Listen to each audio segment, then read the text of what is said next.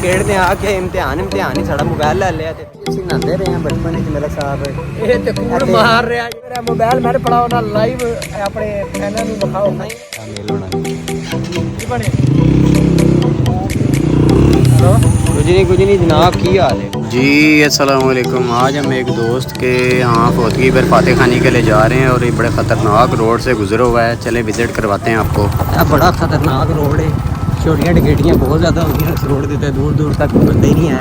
मैं तो मतलब उमर साहब असी किधरे जा रहे हैं किसी फौतगी के फाते खानी के सिलसिले तो इस रोड से साड़ा गुजर हो रहा है तो मलिक साहब पिछों की दिखाओ जरा रोड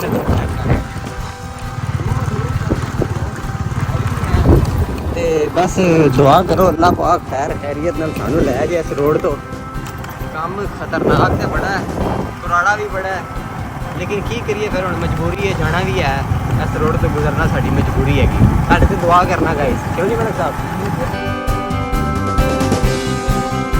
जी। मलिक उमर साहब टिकटां वाले रोड ते सानू ले आए हो मैं तेरा बहादरी का इम्तिहान लै रहा हूँ। मेरा बहादरी का इम्तिहान लै रहे हैं, लेकिन अगर किसी टिकट ने आके इम्तिहान ही साड़ा मोबाइल ले लिया तो फिर चलो ना अपना नसीब ही लेना खान यार। टिकटा में किहड़े नसीब होंगे ने मोबाइल वो भी बेचारे परेशानी की हालत घूम फिर रहे हैं कि कोई अज सानू भारू नहीं घिरिया ते तू मतलब चाहना कि असीं भारू बन के घेरे जाइए तो मोबाइल खवा लीए। मैं खान जी अपना आईफोन नहीं दे सकता, मैं जान दे सकता ते मेरा आईफोन खो लेनो खैर। हाँ तेरा मैं कहना भाई जाना सब तो पहले अरेस्ट करो ना।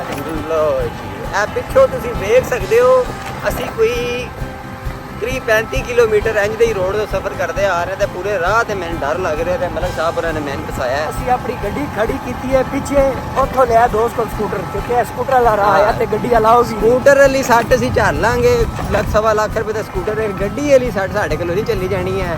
तो मैंने तो मोबाइल का भी डाउट हो रहा है, मोबाइल मैंने नहीं सी लैके आना चाहिए। बहरहाल चलो अल्लाह मालक है, बकाया इंशाल्लाह उत्थे पहुंच जी मैं जान दे देंगा ए नहीं देंगा। मेरे गल से ने रख लो मेरे कोल भी ਇਹਦੇ ਨਾਲ ਦੇ ਹੀ ਉਹਨਾਂ ਨੇ ਸਾਡੀ ਜਾਨ ਵੀ ਲੈ ਲੈਣੀ ਹੈ ਤੇ ਦੋਨੋਂ ਸਾਡੇ ਕੋਲ ਲੈ ਵੀ ਲੈਣੇ ਨੇ ਉਹਨਾਂ ਨੇ। ਬਸ ਅੱਲਾਹ ਵਾਰਾ ਜੀ ਆ ਚੰਗਾ ਗਾਇਸ इंशाल्लाह ਅਸੀਂ ਮੰਜ਼ਿਲ ਤੇ ਪਹੁੰਚ ਕੇ ਤੁਹਾਨੂੰ ਫਿਰ ਮਜ਼ੀਦ ਅਪਡੇਟ ਕਰਦੇ ਹਾਂ ਜੀ। अस्सलाम वालेकुम जी। ਅੱਧਾ ਘੰਟਾ ਮਜ਼ੀਦ ਸਫ਼ਰ ਕਰਨ ਤੋਂ ਬਾਅਦ ਨਾ ਅਸੀਂ ਇਹ ਥੋੜਾ ਜਿਹਾ ਆਬਾਦੀ ਵਾਲੇ ਏਰੀਆ 'ਚ ਆ ਗਏ ਆ। ਇਹ ਆਪਣੇ ਮਲਿਕ ਉਮਰ ਸਾਹਿਬ ਨੇ ਕਿਹਾ ਜੀ ਹੁਣ ਮੋਟਰਸਾਈਕਲ ਤੋਂ ਉਤਰ ਕੇ ਨਾ ਥੋੜਾ ਜਿਹਾ ਸਾਹ ਲੈ ਲਈਏ ਤੇ ਮੇਰੇ ਨਾਲੋਂ ਜ਼ਿਆਦਾ ਡਰੇ ਤੇ ਮਲਿਕ ਉਮਰ ਸਾਹਿਬ ਹੋਰੀ ਸਨ। ਇਹ ਤੁਸੀਂ ਵੇਖ ਰਹੇ ਹੋ ਨਹਿਰ ਤੇ ਇਹ ਪਰ ਇੱਕ ਛੋਟਾ ਜਿਹਾ ਬਾਜ਼ਾਰ ਹੈਗਾ, ਠੀਕ ਹੈ ਨਾ। ਇੱਥੇ ਆ ਕੇ ਅਸੀਂ ਥੋੜਾ ਜਿਹਾ ਸਾਹ ਲਿਆ ਕਿ ਨਾ ਖਤਰਨਾਕ ਏਰੀਏ 'ਚ ਬਾਹਰ ਆ ਗਏ। ਵੈਸੇ ਹੌਸਲਾ ਹੋਇਆ ਸਾਨੂੰ ਆਪਣੀ ਅੱਧੇ ਨਾਲ ਢੇਰ ਮਗਰ ਟਿਕਟੀਆਂ ਬਹੁਤ ਜ਼ਿਆਦਾ ਹੁੰਦੀਆਂ ਨੇ ਮਲਿਕ ਸਾਹਿਬ, ਤੁਹਾਨੂੰ ਪਤਾ ਵੀ ਹੈ ਸੀ ਕਿ ਇਸ ਰੋਡ ਦੀ ਟਿਕਟੀਆਂ ਹੁੰਦੀਆਂ ਨੇ। ਅੱਲਾ ਮਾਫ ਕਰੇ ਕੋਈ 3-4 ਬੰਦੇ ਵੀ ਮਾਰੇ ਗਏ ਨੇ, ਲੇਕਿਨ ਫਿਰ ਵੀ ਤੁਸੀਂ ਮੈਨੂੰ ਖਿੱਚ ਕੇ ਇਸ ਰੋਡ ਤੇ ਲੈ ਆਏ, ਤੁਹਾਨੂੰ ਸ਼ਰਮ ਨਹੀਂ ਆਈ? ਹਾਂਜੀ अपनी जान की हिफाजत वास्ते ना हमेशा तमाचा कोल रखियो। अच्छा लाइसेंस भी बनवाए है ते किसी गल ना तमाचा जेब च ना शो नहीं करना। मोबाइल कट के विखा दे जेड़ा तू तमाचा कह रहा ना, मोबाइल में तू तमाचा कह रहे तमाचा। और इस नहर जिस नहाते रहे हैं बचपन में मलिक साहब ये ते कूड़ मार रहा जे झाड़ियां च। नाज़रीन गल सुनो, कम अज कम एदी गहराई जेड़ी है ना 15 तो 20 फुट है ते एदी माशाल्लाह नाल कोई 5 फुट 5 फुट 5 इंच भी नहीं होनी ते ए ਵੇਖ ਕਿੱਡੀ ਵੱਡੀ ਭੋਰ ਰਿਹਾ ਜੀ। ਨਹੀਂ ਨਹਾਉਂਦੇ ਰਹੇ ਯਾਰ ਅਸੀਂ ਇੱਥੇ ਨਹਾਉਂਦੇ ਰਹੇ, ਕੀ ਹੋ ਗਿਆ ਹੁਣ ਆ ਕੇ ਝਾੜੀਆਂ ਝੂੜੀਆਂ ਹੋ ਗਈਆਂ ਨੇ ਤੇ ਗੰਦ ਬੜਾ ਹੋ ਗਿਆ। ਅੱਜ ਫਿਰ ਇਹ ਮੋਬਾਈਲ ਮੈਨੇ ਪੜਾਓ ਨਾ ਲਾਈਵ ਆਪਣੇ ਇਹਨਾਂ ਨੂੰ ਵਿਖਾਓ। ਨਹੀਂ ਇਹ ਭਾਈ ਜਾਨ ਫੌਤਗੀ ਦੇ ਫਾਤਿਹਾ ਖਾਨੀ ਤੇ ਨਾ ਜਾਣਾ ਹੁੰਦਾ ਤੇ ਮੈਂ ਛਾਲ ਮਾਰ ਦਿੰਦਾ, ਐਡੀ ਕੋਈ ਰੋਕ ਦੀ ਗੱਲ ਨਹੀਂ ਹੈ। ਠੀਕ ਹੈ ਇੰਸ਼ਾਅੱਲਾ ਹੁਣ ਫੌਤਗੀ ਮਲਿਕ ਉਮਰ ਸਾਹਿਬ ਅਸੀਂ ਆ ਰਹੇ ਹਾਂ ਤੇ ਫਾਤਿਹਾ ਖਾਨੀ ਕਰਕੇ ਫਿਰ ਦੁਬਾਰਾ ਫਿਰ ਤੁਹਾਡੇ ਨਾਲ ਮੁਲਾਕਾਤ ਹੋਊਗੀ। मलिक साहब है 92 मोड़ वाला रोड है, 84 ਚੱਕ वाला रोड है जी। 84 ਚੱਕ वाले जिन्हें भी बनना है साढ़े चैनल में अगर देख रहे हो यार साड़ी वीडियो तो सानू सबसक्राइब करो। अभी तुहाडे ਚੱਕ आए हैं, तुहाडे मेहमान है। बिल्डिंग कादी बनी हुई है मलिक साहब, है बिल्डिंग कादी बनी हुई है? होटल है की ना है होटल का है ला बड़ा खूबसूरत होटल लग रहा है यार। 4 सीजन यूनिट 4 सीजन इवेंट्स। चलो जो भी है सूरज चेक करो गाइस, माशाल्लाह कितना खूबसूरत लग रहा है। मगरिब का टाइम हो रहा है ना, तां जरा सूरज अपना खूबसूरत जिहा व्यू दे रहा है। हाँ जी, सानू साडा एक दोस्त मिल गया। साइड ते आओ भाई, ए साइड ते आओ, ए साइड ते आओ, ए साइड ते आओ। क्या मेल होना हेलो, कुछ नहीं जनाब, की हाल है? कितने पे रहे हो? कितने पे रहे हो? कम के क्या हाल है? थोड़ा परे परे हो जाना यार, तैयार हो गए? थोड़ा परे हो जाना, मतलब चलो ठीक है। चल बंद कर दे फोन। किधरों आ रहे हो? किधरों आ रहे हो? हैं? है जी दोस्त है जी, आवारा गर्दी करके आ रहे ने। ए मैंने लगता किसे नवी हो भाई, डेरे तो आ रही पीछे। गां दूर दूर तक गां नहीं नजर आ रही। ट्रक के पीछे आई रामेगिरी और ट्रक भी आ गया। मैं हुणी वेख लेना, वो ट्रक आ रहा है सामने। इन्हों ने तो गां ते पा दी गल ट्रक ते। सबूत रिकॉर्ड कर रहा मैं बावे, मैं सबूत रिकॉर्ड कर रहा। ट्रक ते लंघ गया, ਉਹਦੇ ਅੰਦਰ ਤੇ ਸੇਫ ਲੋਡ ਉੱਤੇ ਜਾ ਕੇ ਵੇ ਗਾਂ ਖਲੋਤੀ ਹੋਈ ਹੈ। ਖਲੋਤੀ ਹੋਈ ਉਹ ਖਲੋਤੀ ਹੋਈ ਗੱਡੀ ਦੇ ਲੋਕ ਬੂਤ ਨੇ। ਓਏ ਵਿਖਾ ਦੋ, ਹੁਣ ਤੈਨੂੰ ਸਬੂਤ ਵੀ ਵਿਖਾ ਦੋ। ਵਿਖਾ ਫੋਟੋ ਨਾ ਕਿਸੇ ਦੀ ਗਾਂ ਦੀ ਫੋਟੋ ਕੱਢ ਕੇ ਨਾ ਵਿਖਾ। ਭਾਈ ਅਸੀਂ ਆਪ ਵਿੱਚ ਮੌਜੂਦ ਆ, ਅਸੀਂ ਪੈਸੇ ਦੇ ਰਹੇ ਪਤਾ ਨਹੀਂ। ਮੈਨੂੰ ਵੀ ਵਿਖਾਓ ਨਾ। ਹੈਲੋ,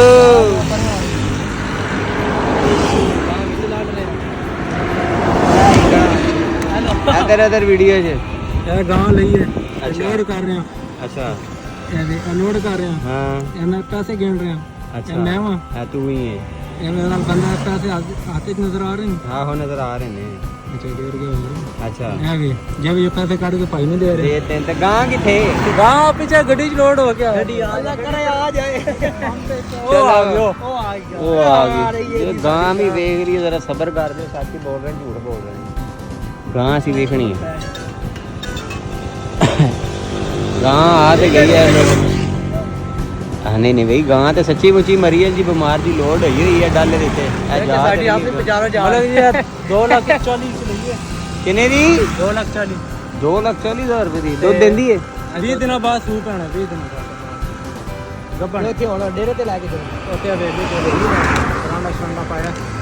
ये कारपोरेशन वालों के काम देखे, मेरे घर के सामने से नया ढक्कन गटर के ऊपर से उठा के उस फजूल जगह पे रख दिया है और मेरे गटर के ऊपर पुराना ढक्कन रख दिया है ताकि कोई बच्चा घर से निकले बाहर और इसमें गिर जाए और जानी माली नुकसान हो जाए। चलिए अब आपको लेके चलते हैं। मेरे मामू का घर तैयार हो रहा है जी, तो देखते हैं अंदर कंस्ट्रक्शन का काम कैसा चल रहा है। तो ये नीचे से तो इसका सारा कंप्लीट हो गया, लेंटर वगैरह डल गया है और कमरे भी रेडी हो गए हैं। लेंटर अभी खुलने वाला है और ये ऊपर की जाने भी जाते हैं। अब हम ऊपर से देखते हैं क्या काम चल रहा है इसका। ऊपर माशाल्लाह ये देखें जी, मामू का लड़का पानी लगा रहा है दीवारों को, हिला रहे ने ते फुल मेहनत कर रहे हैं क्योंकि इन्होंने पता है कि इस मकान च रहना है। बाकी जो सारे ने नस्ता जाना है, अपने कमरे में पानी शानी ला रहे हैं ताकि दोबारा मजबूत हो।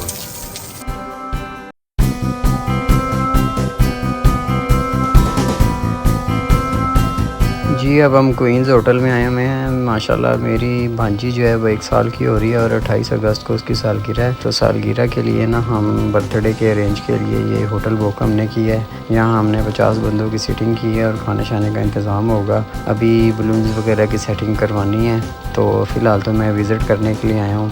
तो बच्ची की खुशी है, इंशाल्लाह अच्छे तरीके से सेलिब्रेट करेंगे। ये गेस्ट्स जो आने हैं हमारे घर में, उनके बैठने का इंतज़ाम है। बाकी जो कमी पेशी हुई बाहर जो है ना, उनके लॉन में टेबल लगाएंगे। अल्लाह से दुआ है अल्लाह बच्ची के नसीब अच्छे करे, आमीन।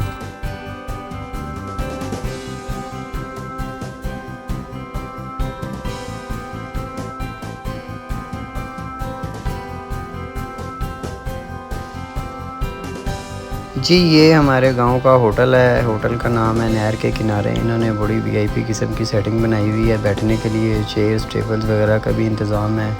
और ये जो आपको टेबल नज़र आ रहे हैं, मतलब क्या कहते हैं इनको, बस जिस पे 4, 5, 6 बंदे आराम से बैठ सकते हैं। तकिए पड़े हुए हैं, खाने पीने का अच्छा इंतज़ाम है। चाय, कहवा, कोल्ड ड्रिंक्स, हर तरह की चीज़ें यहाँ अवेलेबल हो जाती हैं और अच्छा टाइम पास हो जाता है। माशाल्लाह बहुत अच्छी जगह है जी। मैं अरशद साहब को कह रहा हूँ कि मोबाइल फ़ोन की टार्च चलाओ, और ये चल गई टार्च क्योंकि हमारी शक्ल पे रिज़ल्ट कोई अच्छा नहीं आ रहा था। रात का टाइम है, अंधेरा बहुत ज़्यादा है, तो हम इस बारे में डिस्कस कर रहे थे। अभी बात ये चल ही रही थी कि इतनी देर में और दोस्त आ गए और सबके साथ मिलना मिलाना शुरू हो गया, तो मज़ीद और ज़्यादा गपशप में इजाफा हो जाएगा। आपको पता है जितनी ज़्यादा गैदरिंग हो उतना ज़्यादा मज़ा आता है। खाने पीने का भी इंतज़ाम हमने किया हुआ, ऑर्डर तो दिया हुआ था, ऑर्डर अभी तक हमारा पहुंचा नहीं है। तो मैं आपको ये नहर का जो होटल है ना, उसका नेम अभी चेक करवाता हूँ।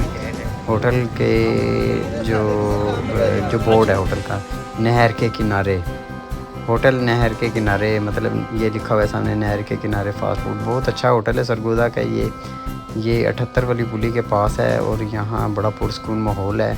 यहाँ आप लोग आएँ, विज़िट करें, खाना खाएं, चाय पिएं, अपने दोस्तों के साथ गपशप करें।